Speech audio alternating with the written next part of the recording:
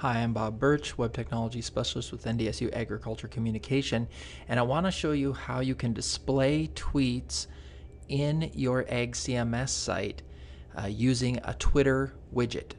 Now, we used to have a Twitter portlet in Ag CMS, but with recent changes to Twitter's API, that portlet has stopped working. But this is an easy to use solution to replace that portlet just by creating a Twitter widget.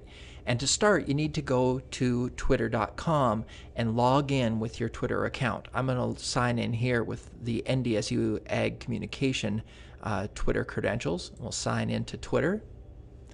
And once you're signed in, you're going to look up in this top bar for this gear. Click on that, and from the drop-down menu, choose Settings. So we're going to the gear and then Settings.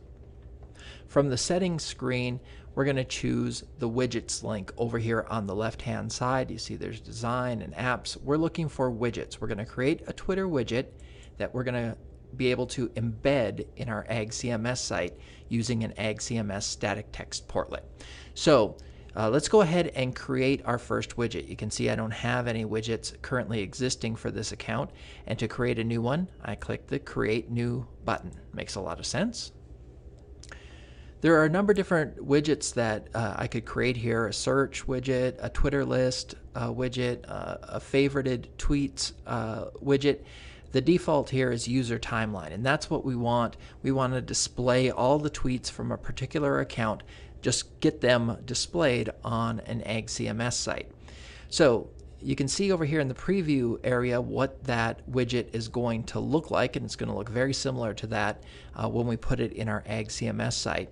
So we need to configure it before we can put the code, create the code, and put it into our site. So here are the configuration options, starting with the username. Now I can use my account, the one I'm logged in as, NDSU AgCom, or I could put a different account in there, NDBob or NDSU EXT. That's the NDSU extension Twitter account. So put your username in. Check out some of the options here, whether to exclude reply tweets, whether to auto-expand photos, and then also to pick a theme. This is the light theme with the white background over here. We can change that to the dark theme if we want and get sort of a dark gray background on our Twitter widget.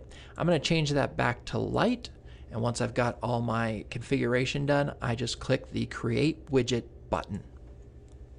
And what that's going to do is Twitter's going to create some code for me that I'm going to use to create my portlet on Ag CMS. So this is the code that I need right here in this box. You see it's already highlighted for me. I just need to copy it.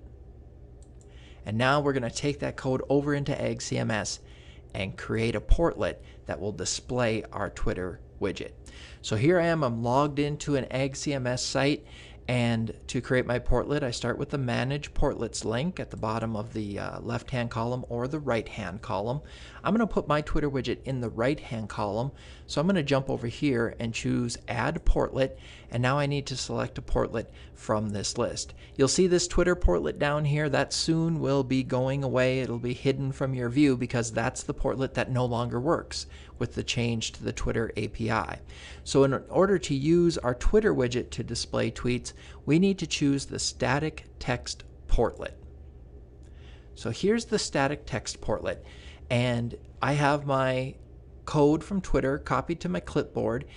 But if I came in here and just jumped into this text area and pasted that into there, when I saved the portlet, I wouldn't actually see the tweets. I'd just be displaying this code on my page because this text box is being used by our visual editor. So let me get rid of that, and it's set up to display whatever you put in that box. So in order to put code in the background to run and actually pull the tweets from Twitter and display them on our Ag CMS site, we need to do some editing without the visual editor. And the visual editor is this toolbar right up here. So I'm going to click this link right below the text area that says Edit Without Visual Editor. And that gets rid of that toolbar up here, and it allows me to paste the Twitter code in here and for the Ag CMS to read it as code, not as text, but as code. So I've got my code in. I need to give this a header because every portlet needs to have a header. And then I can choose whether or not to omit the header and the footer area that is there by default on portlets. I'm going to go ahead and omit that by checking Omit Portlet Border, and then I save my portlet. Now let's return to the actual site here in order to see if that worked. And as we scroll down to the bottom of our portlet column, you can see right over here on the right, that is the Twitter widget that we were able to create using the static text portlet in the Ag Content Management System, or Ag CMS. And it displays the tweets. It allows people to follow you right from the widget here. It allows people to send you a tweet right from the widget, and also to click any links that are in your tweet. So it's a pretty handy tool, easy to create. If you have any questions, please contact me or Sonia Fox, and we're happy to help you at any time.